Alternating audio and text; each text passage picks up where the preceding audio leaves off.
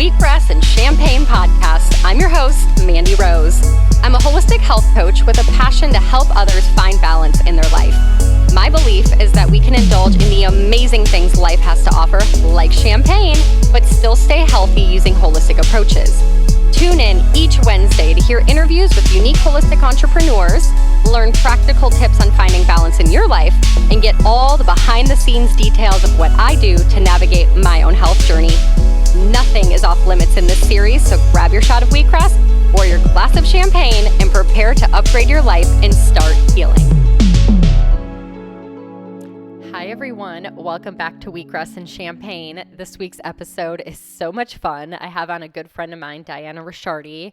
We met, of course, through Instagram, and she's a Master Neuro-Linguistic Programmer.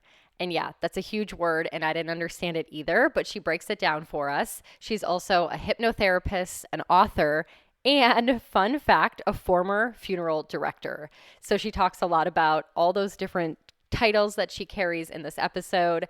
When she talks about being a funeral director, like, I'm just mind blown. It's so insane. And then she also talks about how she uses hypnotherapy, meditation, breath work, and these insane 6 to 8 hour breakthrough sessions she does with clients, and how she helps them overcome self-limiting beliefs, thought patterns that we've carried with us since childhood, fears, anxieties, all these things that we've had in our brains for a really long time. And she talks about how we can break them down and change them and better serve our lives. She actually helps me with one of my fears, and we talk about it in this episode, so you can get kind of an example of how she does that with people. We talk about our Saturn return. That is her Instagram handle, Return to Saturn. So we talk a little bit about what happens in our Saturn return. You guys know I love astrology. So it is essentially at about the age of 29 to 30 years old. It's when Saturn, the planet of hard things, karma, death, lessons, illness, that planet comes right back to the exact same spot it was in the sky the day that you were born, and it shakes your life completely upside down so that you can rebuild and redefine your life in the exact way that suits you best and makes you a better person. So that's what we talk about when we get to the Saturn return part. We also laugh and joke about her motto, which is off your ass and out of your head, and the things that we do in order to get that. So I really hope you guys enjoy this episode. Go ahead and follow her on Instagram. She is so funny. She does the best TikTok videos. Again, it's Return to Saturn. All the information we share in this episode will be in the show notes as well. And if you guys haven't reached out to me on Instagram or social media, please do, because as you can see, last week's episode and this week's episode are both good friends of mine that we met through the power of social media. So if you ever have any questions about health or healing or business or whatever, feel free to message me. I'm an open book, and I hope to connect with all of you guys at some point. But before we get into this episode, I wanted to talk about a little hot topic that happened this week. President Trump went, viral for saying that he thought maybe we could start injecting ourselves with disinfectant and that would get rid of the virus. And I thought it was so crazy because the holistic community just jumped on this bandwagon saying, we already do that. Like, he wasn't that far off. I know people assume he meant bleach and stuff, and I'm sure he probably did. I don't know. But what we're realizing in the holistic community is we already do that. We use ozone therapy and hydrogen peroxide therapy, and those are considered disinfectants because they go in the body and kill pathogens, bacteria, viruses, mold, heavy metals, even cancer cells, candida, all sorts of things. So it's really interesting how it's opening up this opportunity for us to kind of share more about this. You guys know, if you follow my Instagram, I'm always raving about ozone therapy. It's pretty much, if you don't know, where they take your blood out of your body, about 20 to 30 cc's, about a syringe worth, inject it with O3, which is oxygen with an added molecule. They add it to your blood and then reintroduce it into your body, and then it will go through your entire system and kill these pathogens. And it's actually been around for over 150 years. Tesla actually came out with it, and it's been used for a variety of treatments. I just read a study how it was used in Africa during the Ebola treatment, which I thought was so interesting. And it also was known to be the first cure for AIDS virus before there were any type of pharmaceuticals for it. So really interesting stuff. And I'm glad that this information is getting more out to people, and Twitter blew up. If you look up hashtag ozone therapy, there was so many articles posted and so much information that I even found interesting despite knowing about this for over 2 years. So that's all I wanted to share. Let me get right into this episode. I want to give a little bit of a disclaimer. There are a few swear words and F-bombs that are dropped. So if you have kiddos nearby, either turn it down real low or listen to it on headphones, and enjoy the episode. Thanks for tuning in, guys. Hi, everyone. Thanks for coming back to Wheatgrass and Champagne. This episode is a wheatgrass episode because we are talking about all things mental health, but I do think there's a little bit room for champagne because Diana and I love to get silly and sassy. So hi, Diana. Thank you so much for joining us. Hey, Mandy. I already thought of something inappropriate to say. This is way too early. But I think that's because we have come from like such a low space in our health and our mental health as well, physical and mental, that we've gotten to a point where we are just trying to be our authentic self. And if my authentic self is saying an F-bomb, so be it. Take it or leave it, right?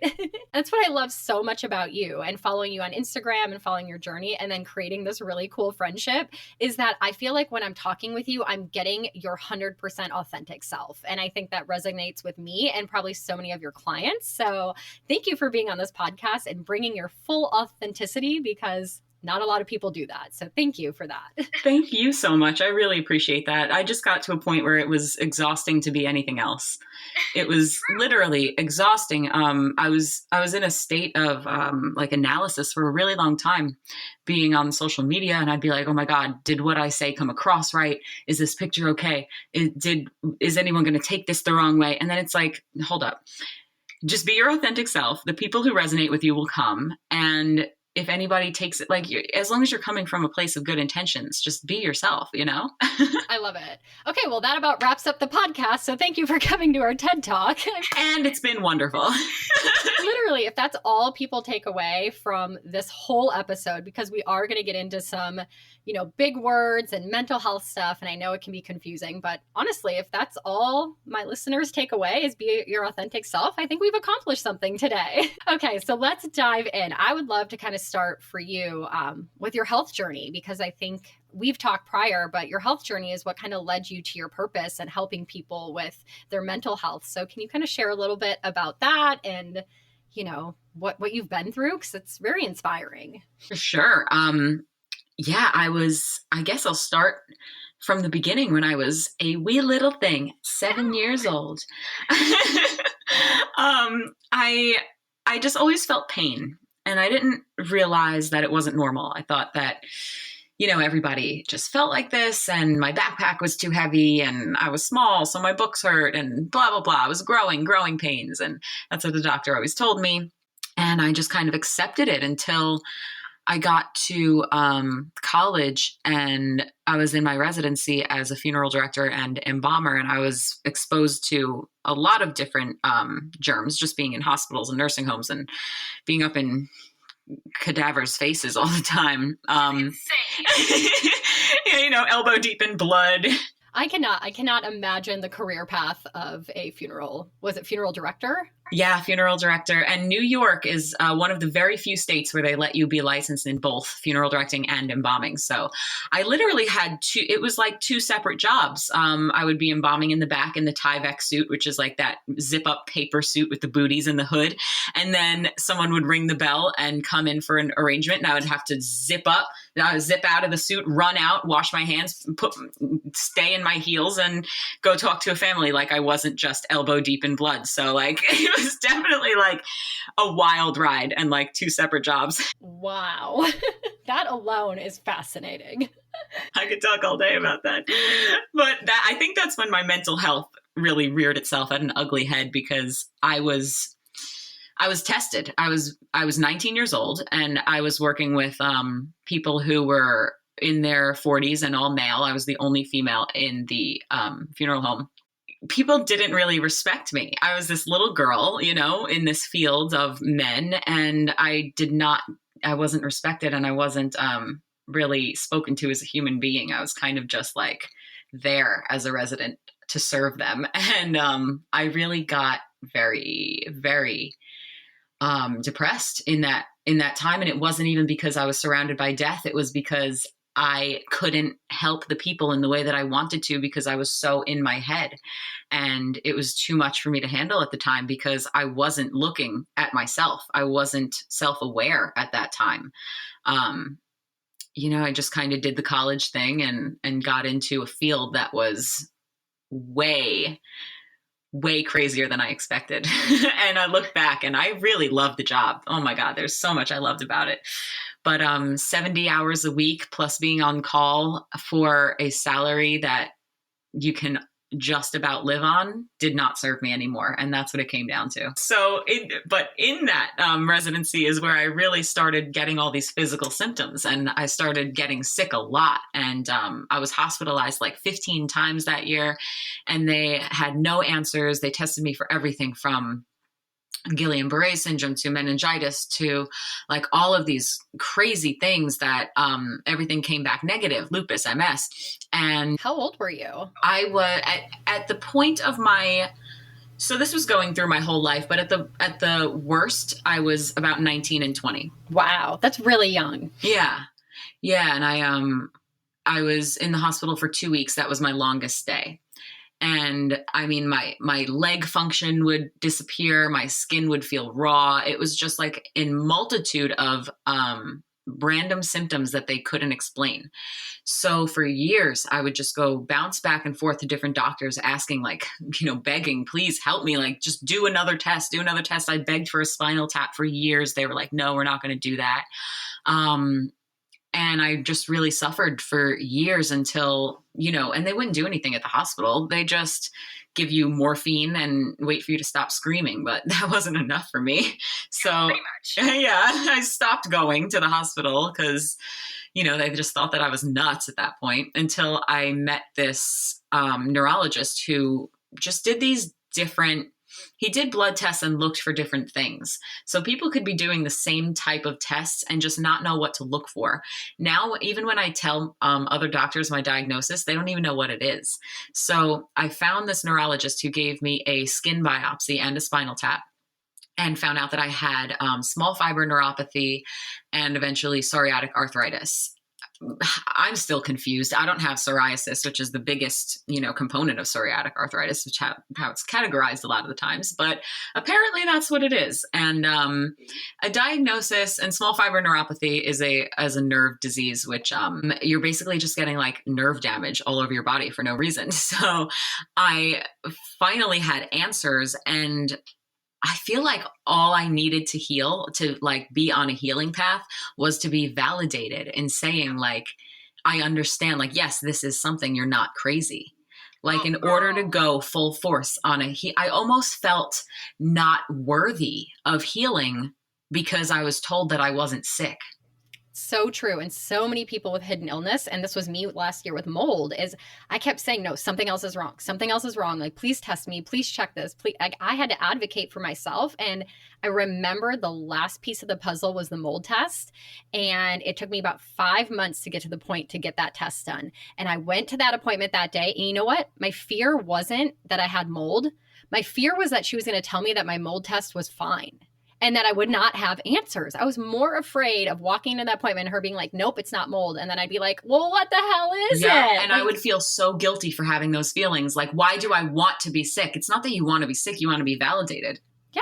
I want someone to be like, this makes sense. And my doctor, we got the results, and she looked at me and she's like, oh my God, with these levels, I am shocked you weren't having seizures. And in that moment, I was like, yeah, I know. That's what I've been saying for 5 months. I feel like I'm going to have a seizure at any moment. Wow. Like, it was just like, and then after that, my body just like immediately went into healing mode. It was insane. Like, so yeah, I know that feeling. And so many people and so many of my clients feel the exact same way, where I'm like, we don't need to label it. I just know you feel like shit, and that's enough. Like, let's get to the bottom of it. 100%. I don't think I really had a life before pain until now. Like, my pain, I became very aware of it at 6 or 7 years old. Wow. I don't remember any time without pain. I mean, every single day I was in the nurse's office, and I didn't get why. I didn't like, and the teachers and nurses thought that I was just like a ridiculous hypochondriac. And in retrospect, I didn't have to go to the nurse's office, but I was so uncomfortable and just feeling sick all the time that I didn't know what to do. And Mrs. Topol, the nurse, labeled me as the nurse girl. That was my nickname in fucking elementary school, because I would go to the nurse every day because I didn't know where else to turn. I just felt like shit every fucking day. And it became a lot to handle when I didn't realize why other people weren't complaining. I didn't know that wasn't normal until college, actually. Until I was in Columbia University and saw a doctor that was willing to see me. And he said, like, what do you mean every day you're in pain? I'm like, just like the normal aches and pains, you know? He's like, that's not normal. I was like, what? Mind blown. I didn't know where to go from there.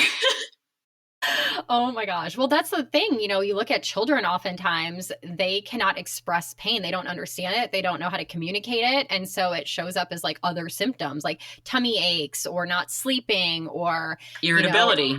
Irritability. Being an asshole. Yeah. ADHD. Like they're just crying for attention, but they don't know how to say like, I hurt like all the time, whether it's psychologically, mentally, physically, like, and that being able to communicate that with children is a freaking blessing. Like people who are able to do that, or to teach parents how to do that, so that they don't go through something similar like you did, waiting until they're 19 years old to identify why their whole childhood and teenage years are this background of pain. 22. I was 22. Oh my gosh. Wow. Oh wait, no, I'm sorry. I was 28.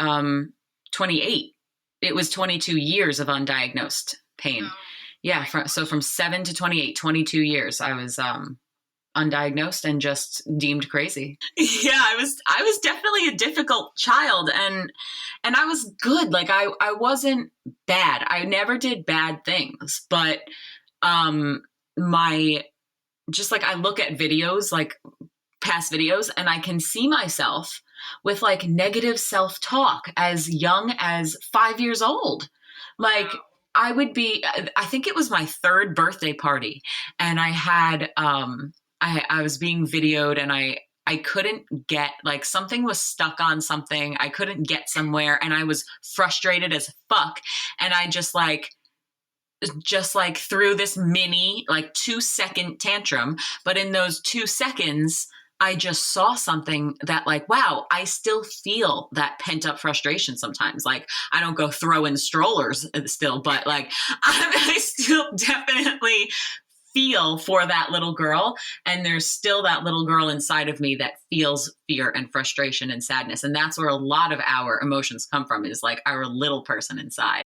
Okay, so you got to the point where you got your diagnosis, and then how did that kind of lead you to like the mental health aspect, because that kind of sounds like you kind of veered off and like went into, from funeral director to neuro-linguistic programming. From death coach to life coach. It got to the point where I healed like 80% of my symptoms with food. I became plant-based, and within 3 weeks, my symptoms almost disappeared. Wow. And after that, I was like, wait, why am I still miserable? Why am I still sad? Why am I still anxious? Why am I still like, I felt guilty. Like my prayers have been answered and I still feel like shit. And then I realized, like, stop being so hard on yourself. You've been in a state of chronic pain for 22 years of your life. You only know how to live a life of chronic pain. Now you have to learn how to live in this new way. And that didn't click until I was at that point where I had to, change. I was like, okay, I feel physically good, but what the fuck is going on in my head? Yep. So I was like, okay, where do I look? And then a friend, I was just having a conversation with her, and I was like, what is that training that you did? And she was like, oh, NLP, and started saying it. And I was like, I need that. And I signed up that week, and that was it. Yeah. And that's like what you really help people with, is kind of tapping into like, where did your self-limiting beliefs start? And like, how do we overcome that? Because it will carry and follow us till the day we die if we don't tackle it head on, right? So can you kind of share with me, so like you practice NLP, which to most people, it's a foreign concept. So do you want to share a little bit about what that is and explain it? Sure. So NLP stands for Neuro-Linguistic Programming. Which is a big word. Which is a big word. So we're going to break it down. Neuro, that's the brain. Linguistic, that's language. And programming, you're literally programming your brain with language. So the way that we speak to each other, that's why I touched on negative self-talk and why it's so important. The way that we speak to each other and ourselves can literally rewire the brain for failure or success in life.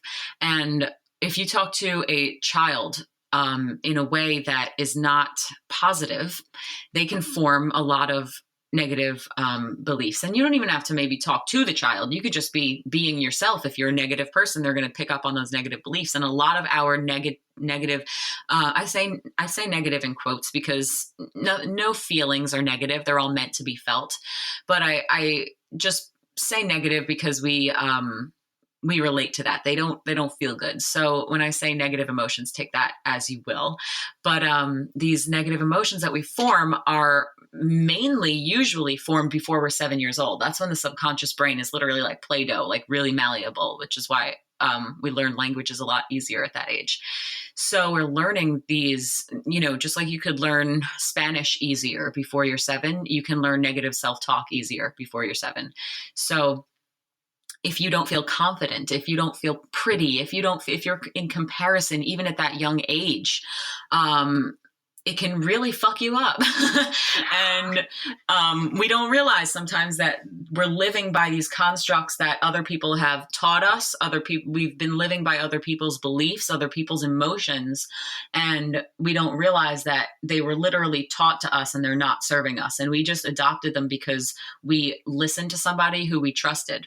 And then we get older and we realize in our 30s that, like, wow, the adults didn't have all of the answers. They still don't have all of the answers. We're all work in progresses. Our parents had us, my mom had me at like 24, something like that. Like, that's ridiculous. I would have a 6.5-year-old by now. Like, please. I don't even know myself enough. Exactly. Like, we are learning, girl. And like, that's the path I chose. And I'm sure there's, kudos to the people who choose the self-enlightening path and also have a child and are teaching them the way. Cause that's so beautiful to watch. I really admire that. And there are also a lot of people out there who conform to social constructs, saying, I have to have a kid because I've been married for X amount of years. And think about when we're doing this. It's during the time that's so crucial when we're 28, 29, 30, 31, when we're in our Saturn return. And this is like the most tumultuous time of our life, when Saturn comes back into the position that it was when you were born and kind of flips your life upside down so it comes together. Yes, it's a crazy time. I got married in my Saturn return. So damn, see? Like, you were planning a wedding. How could you possibly sit down and, do all this self-healing work when your mind is like all on this other life stuff, with another person? It was not a good plan. Now that I know this, I'm like, oh my gosh, I should have waited 2 or 3 years. I would have figured myself out even better and made better choices. Hey, all of our choices are meant to serve us in some capacity, even if they are, not serving us in the moment or seem like a bad choice. I'm sure that a lot has come out of that lesson. And I can't imagine going through that phase in my life, like you just said, raising a child. The person I was in my mid-20s to the person I am now in my mid-30s is a totally different person. And like you were saying about raising children and how impressionable they are, I believe, my parents had me young, like you said. I believe they did the best that they could. And every parent does the best that they could. It's just how we are as humans. But we aren't given these tools. Like, the simplest thing I explain to a lot of my clients is up until the age of 7, children are just absorbing all information. Their brain waves are like as if they're in a meditative state. If you've ever been like very calm and just meditative and you've just let thoughts come to your head, but you're not really thinking and you're not really analyzing, you're just absorbing information. That's all children do until the age of 7.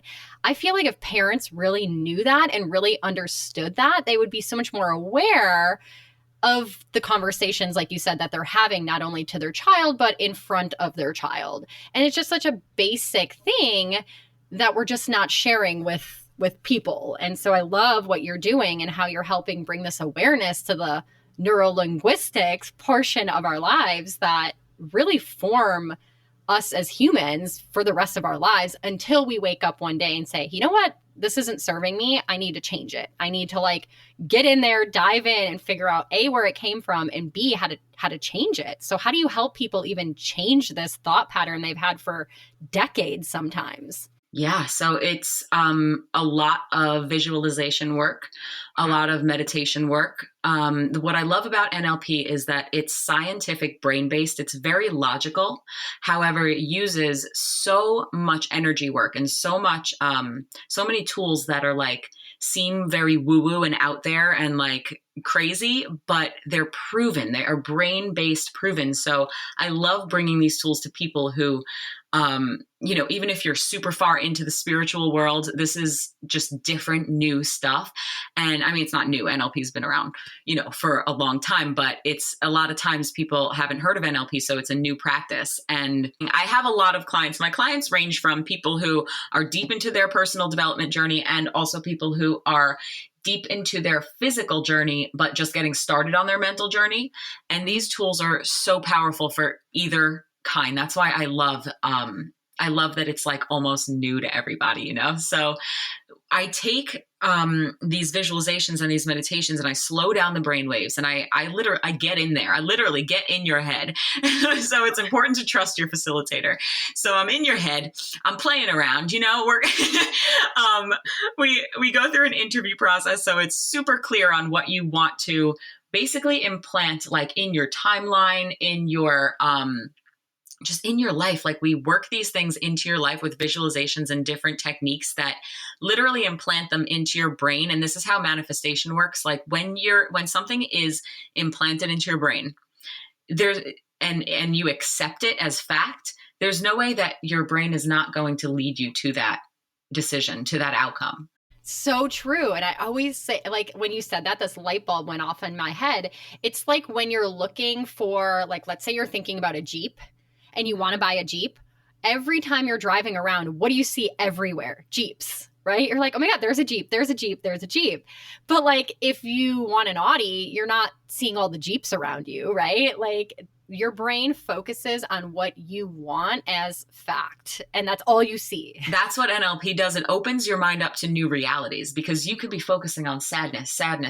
You don't realize that happiness is also here. You just can't see it because you're stuck in your own reality. So my job is to open up, expand your realities to the multiple realities that are available to you at any given time. And you can change your state to get there.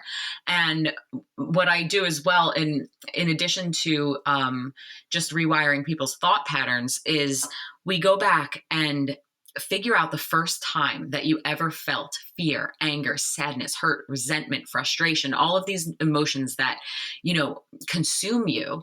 And we crush the foundation. Because think of a building. Like if you have a tall building, whether it's 2 stories high or 25 stories high, if you take out, or like a Jenga, a game of Jenga, if you take out the bottom layer, the foundation, what's holding it up, the rest collapses. So think of that in terms of your emotion. When you take away the foundation of this fear, the very first time you felt it and why you formed it, why you learned it, usually before we're 7, you crush all the rest of the fear. Like all the rest of the fear just crumbles. And I can tell you a really quick story. When I crushed my fear, it was around traveling solo. When I came into this session, I was crying to my facilitator about feeling so much fear around going solo to this place that I really wanted to travel to. And I went back all the way. This is nuts stuff. Now, I might lose some people. That's okay. But I went back to the Sicilian slaves. Okay. That is apparently where my fear came from in the 30s. I have no clue where that came from. Never thought about it before. Didn't know that if or what my family was a part of. But through some research, I found out that this was actually real in the time that I came up with in my head for whatever reason. I mean, I didn't know that Like, yeah, that my family was involved, like Sicilian slaves. Like what? Like, why would that even come up? And then my facilitator asked me how many generations ago. I said 5. And just like that. And I looked and I was like, oh my God, that's accurate. Like, how did my subconscious know this? I have no idea. But for some reason, that is what I needed to tap into to heal my fear. And I went so hard on this trip solo that I almost scared myself. I was like, where's the fear? I just took 3 planes over the course of 17 hours and I am calm. That freaked me out more than anything. Oh my gosh, it's crazy that you're like bringing this up, because following you on Instagram, I remember this time period and I saw that you were traveling somewhere, and I think I even messaged you and I was like, where are you going now? And you said, where were you going? Was it St. Martin? It was Corn Island, Nicaragua. Okay, yeah, Nicaragua. And I was like, damn, this girl is so brave. Because I would never go to Nicaragua, not even with a tour guide, but she's just going by herself. Like, I was so impressed with you. And I was like, God, she's like my idol. I can't believe she's doing this. And following your stories and stuff, I'm like, damn, she's so brave. But to hear now that this was actually like a huge fear in your life, to hear that now, I'm like, oh my God, I never would have guessed. Like, look at you, fearless, badass bitch, go. It's amazing. and I mean, I preach this all the time, but like, it just becomes more and more apparent as time passes, is that the way that we get over our fears is to move through them. And it seems so cliche, but I mean, it's the only way, is to literally just do the thing. And then you realize that after you do the thing, it was like 10% as scary, if that. One more thing that's crazy is that also we think that we have to have these huge, long processes and huge healing processes before we get over the fear or get through it. And the thing is that when you are feeling fear and you're also self-aware, you don't realize that you're kind of working through it all this time until something just clicks. So like, when you're reading the books and it doesn't feel like anything's happening, when you're taking the courses and it doesn't feel like any shifts are happening, they are happening. It's just waiting to get to that point of like, bam, when your mind just blows open and then all of the knowings integrate. And that really came true to me when, like, I always wanted to go like bungee jumping or skydiving or something, but I was petrified of heights. Like, I would be able to like go on a ladder or be up high, but I was like internally like, wow, I would never jump off that. And then when my pain shifted from just being there all the time at 110% to being there only 20% of the time at 20%, a lot of my fears just went away. The foundation was my pain. The foundation wasn't even rooted in fear. The foundation was the fear I had over my pain. And then when the pain went away, I was like, fuck this, I'm jumping off of a scaffold. And I jumped 150 feet down. And I was petrified up there, but I did it. And I would have never jumped. Like, what made me jump was I've already been through the worst with that pain. What is this? This is nothing. This is fun. I bet a lot of your clients come to you and they're like realizing these self-sabotaging behaviors are affecting their life. And they're like, I don't even know what to do anymore. I've seen psychologists. I've read self-help books. I've done it all. And like, they come to you just maybe lost, desperate. Like what do you feel like when your clients come to you? What are they like? Most of the time they are just ready to release, and they don't know how. So like it comes to a point where you become self-aware and you're aware of all of these things that you're doing, but you're like, okay, how do I change it? Because you can say all day long, like, I'm gonna start working out. I'm gonna start working out. I'm gonna start working out until something clicks, like literally clicks in your brain, because we get all these learnings. We're getting learnings throughout our lives. And then something happens. Something just fucking clicks that says, okay, that's it. Like, this is the time to heal, or this is the time to move on, or whatever it is. So I feel like a lot of my clients have had that click where it's like, okay, I can't live this life anymore, but how do I release it? Like literally, what's the process? Because I'm willing. And that's all you have to be, is open and willing. And the secret sauce is really when it comes to fear, when it comes to sadness, we think that these emotions protect us because something happens and then we feel scared and we go into flight or fight mode. And then something happens and we feel sad. We're protecting ourselves, like, oh, this happened to you. Oh, now's the time to feel sad. Like that's what our brain does. But the crazy thing is that we can go through these emotions even, and these experiences with the lessons instead of the negative emotions lingering. So like, I always use this example. When a cheetah is chasing a zebra, I think that a cheetah would chase a zebra, right? Or whatever they chase. The zebra is scared until he's not being chased anymore. He's not looking over his shoulder for the rest of the day, thinking that another cheetah is going to come. He knows himself well enough that if another cheetah comes, he's going to fucking run, because that's the lesson. And then the fear kicks in and your adrenaline kicks in. You can trust yourself enough that the fear will come up at the right time and you don't have to feel it in between the events. That's so like, girl, you just lit a light bulb for me, because especially me, I have like chronic anxiety, and I know there's like the physical aspect to anxiety, gut health, and blah, blah, blah. But that mental part of lingering fear, like when I'm having pain, I get anxious. I'm like, oh my gosh, is it there mold in this house? Is my Epstein-Barr coming back? Is like my illness getting worse? And I'm like lingering in this like anxiety.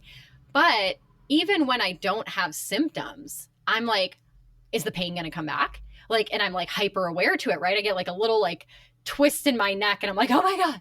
And I'm just like freaking out when I don't need to. Like you just said, that like anxiety lingers because my brain is just hyper aware to it. It's like wanting to almost find it, right? Like it's almost like consciously all day long, like looking for symptoms. Like we're focusing too much on the symptoms. Absolutely. Yeah, I totally feel that.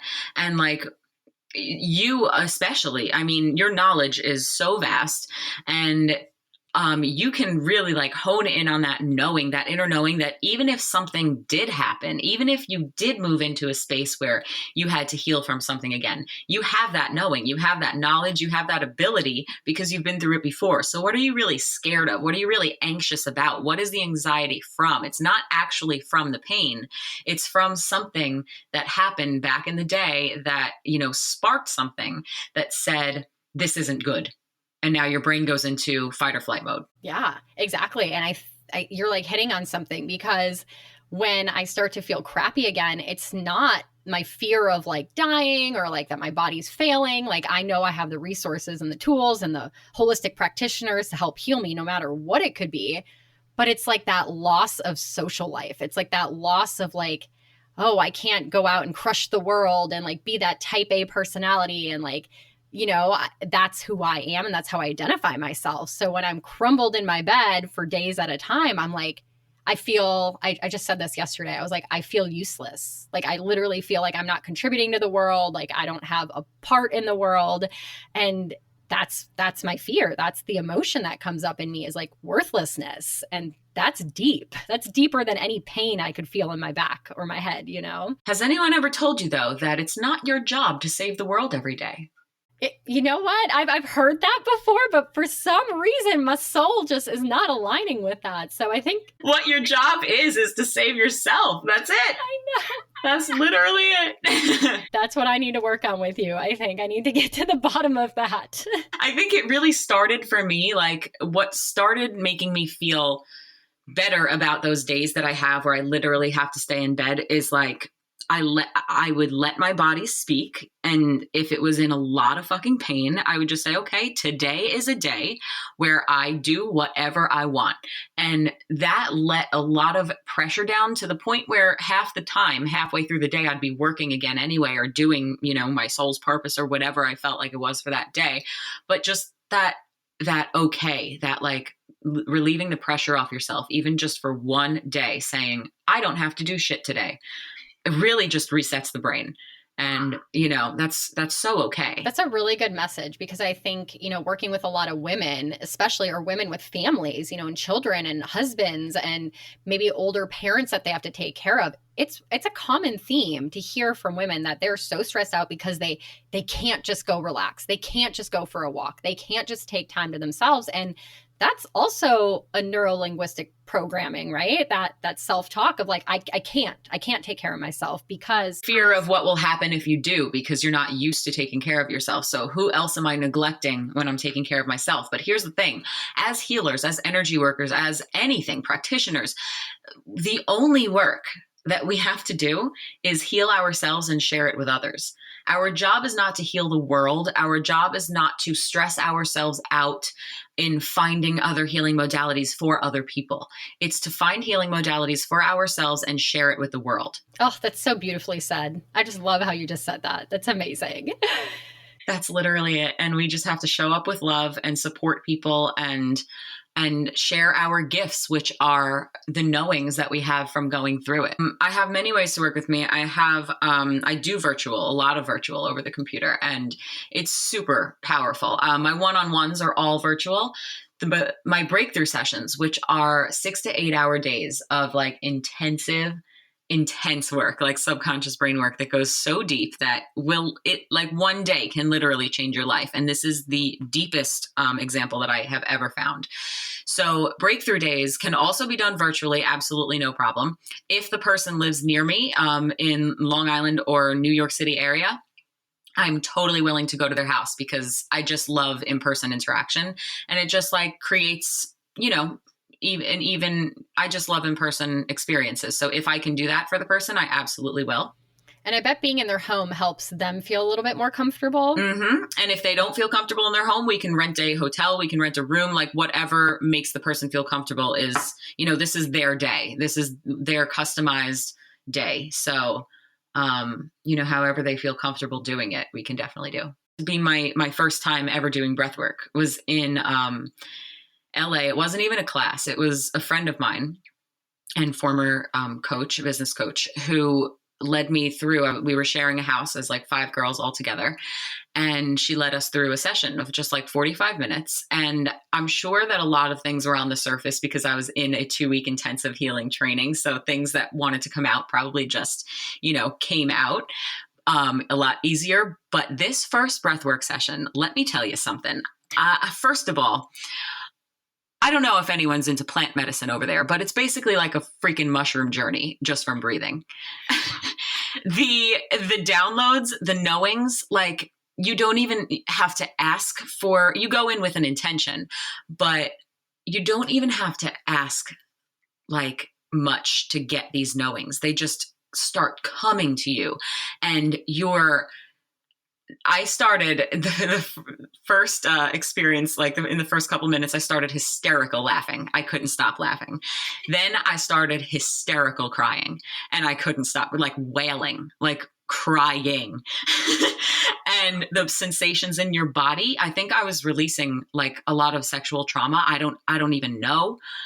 Well, I do know. I was definitely releasing some sexual trauma, and that like, it's just what it really courses through your entire body. You can have an orgasm during breath work.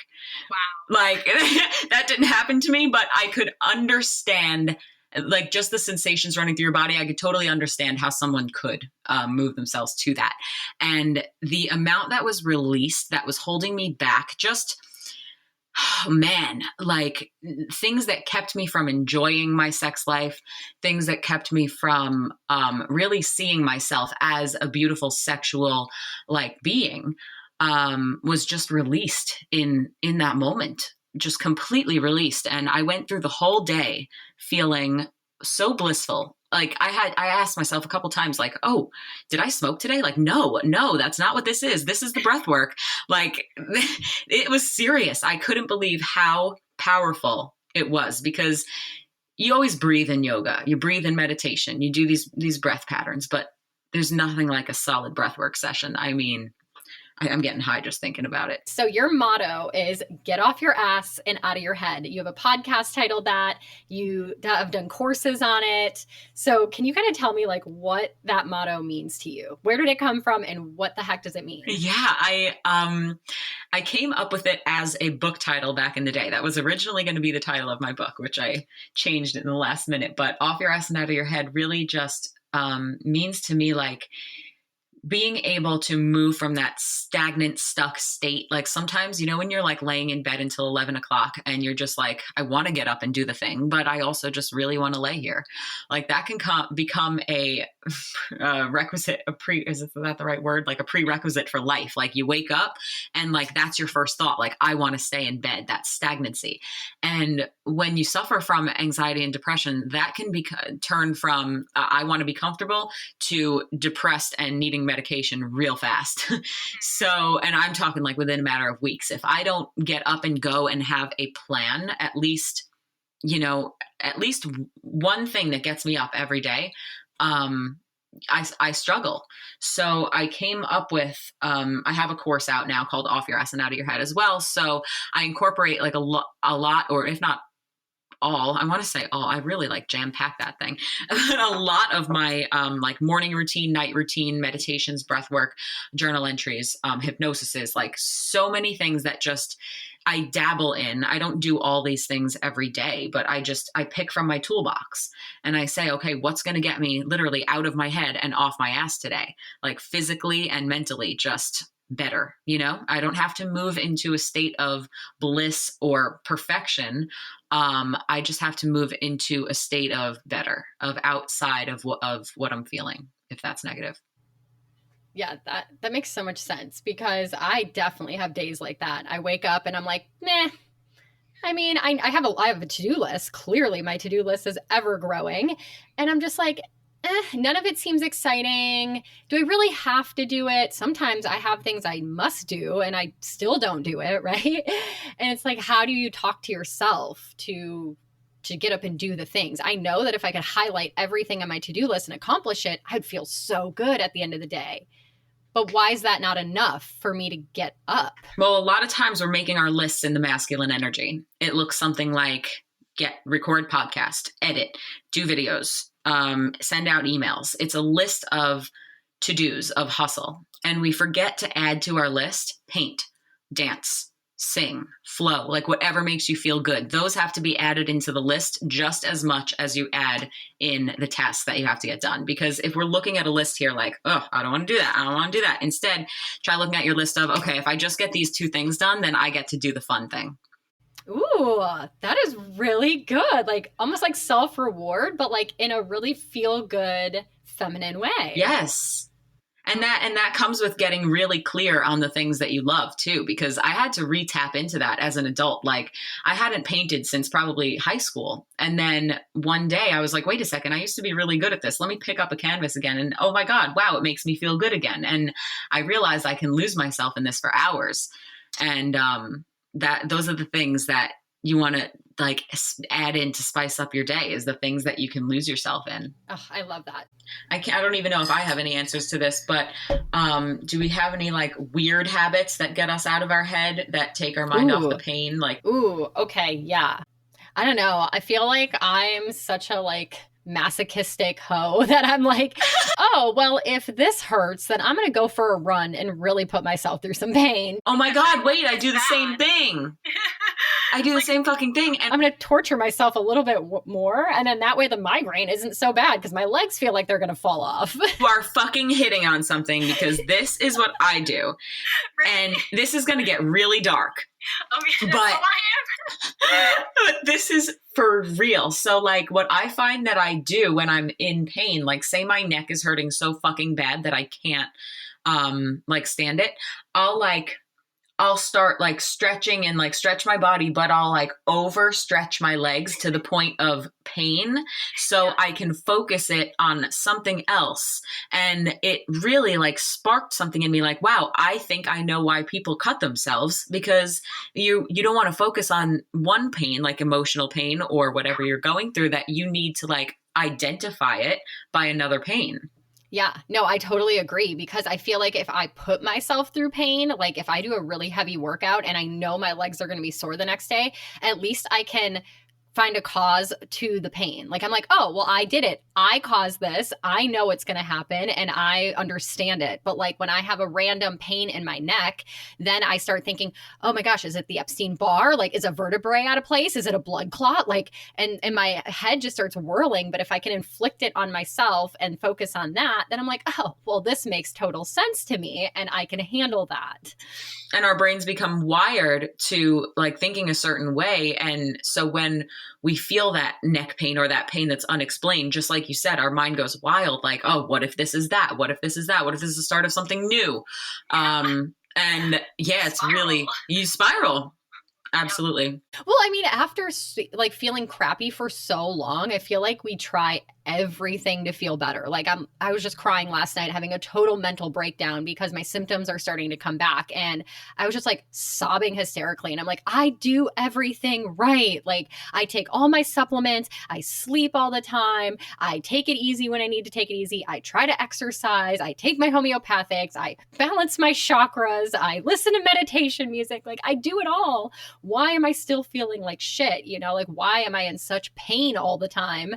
And it just gets to the point where I've tried it all. And I'm like, well, I guess I'm just going to make myself feel worse. Like, yeah, it's like I could either do the thing, like I could sit here in pain, or I can do the things that I love that bring me some pain, but oh well. Like, you know, what are you going to do? Sit in the pain or move through it and accept the consequences?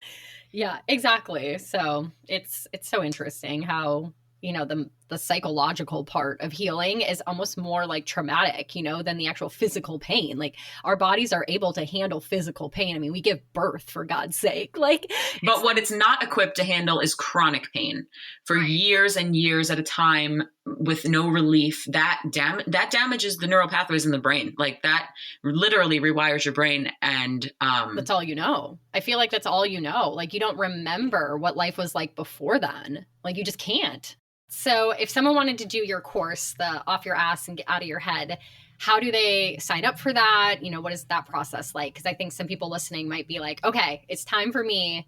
Show me the way. Hell yeah. And I made this course so it can get in the hands of the masses. Like at first this course was valued at $555 and I was like, this just doesn't, I want it to be in the hands of more people. So I went crazy, added more value. I feel like slashing my prices like I'm a sofa furniture commercial or something, but but I just wanted it in the hands of the masses. So I brought the price down to $99. I added so much information, and you could just go to my profile of Return to Saturn, and that's my Instagram, and you click on the link in my bio, and it will say Off Your Ass and Out of Your Head course bundle. And you also get some eargasms with that, which are really intense hypnosis and meditations. I love that title, eargasms.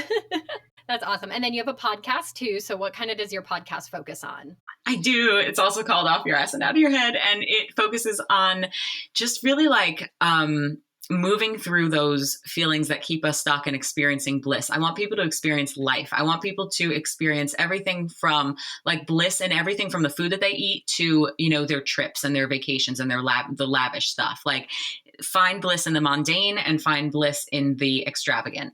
And I just wanted like people to recognize what they have inside of them and how much happiness they can actually feel when they start to heal.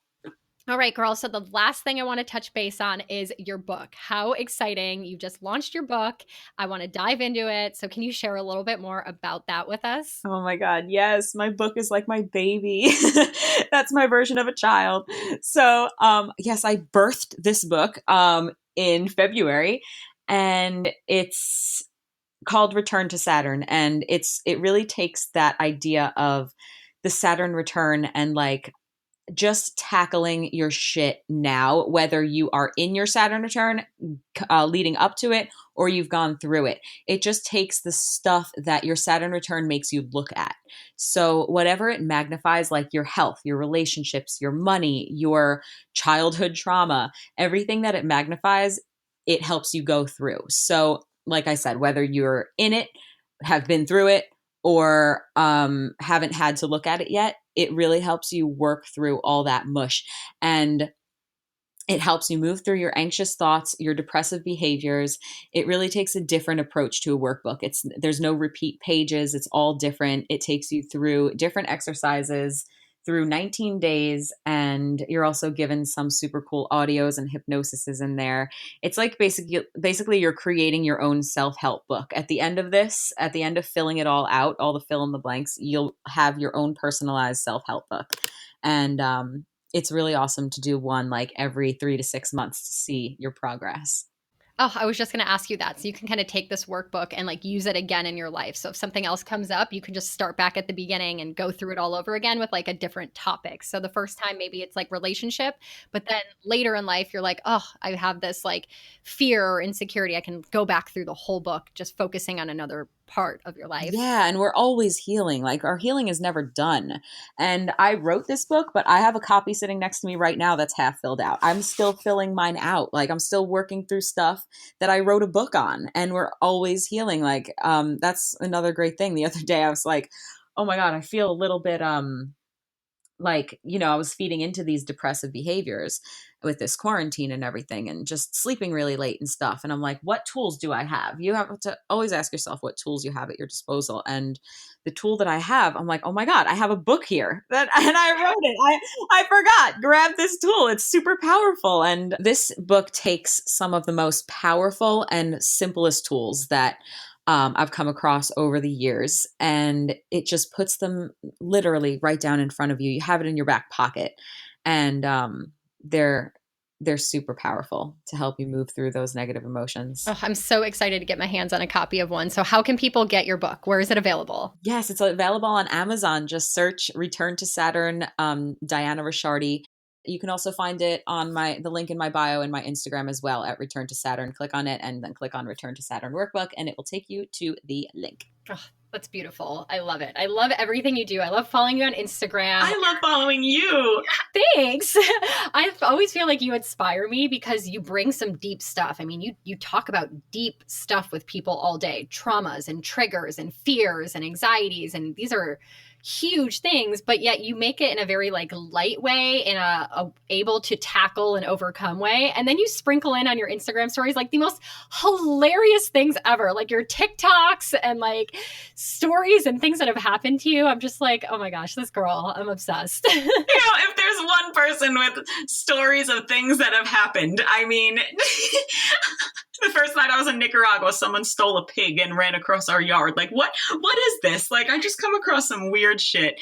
But I so appreciate that. I've been following you for such a long time, and you're such an inspiration to me. Sometimes I look at your page and I'm like, what? Oh my God, I feel like I'm literally doing nothing to help myself when I look at this girl. Like, all she does all day, like, oh my God, this self-care is so intense and wonderful. I do. I'm a self-care whore. I'm like, you know what? This makes me feel good, so I'm going to do it. If I want to go on a trip, I'm going to do it. And if I want to go rollerblading on the beach, I'm going to go do it. And it took a really long time for me to get to this point. Before I was sick, really sick last year, there was no self-care. Something had to change. Something had to shift. And now I'm just like, self-care, what feels good. And like you said, finding joy in the mundane. So really breaking down all those like constructs that I've told myself my whole life. This is who you are and this is who you have to be worthy and valuable. So kind of circles all the way back around to what you were saying, is breaking it all down. I'm so glad that we did this podcast together, and you guys need to follow her. I'm going to link all of her Instagram, her podcast. Go to her Instagram bio. You'll see the courses and everything else that she offers. And if you want to work with her one-on-one, just message her, or you can message me and we'll get you in contact. So I'm so excited. Thank you so much for being on this podcast. Thank you so much, Mandy. This is so much fun.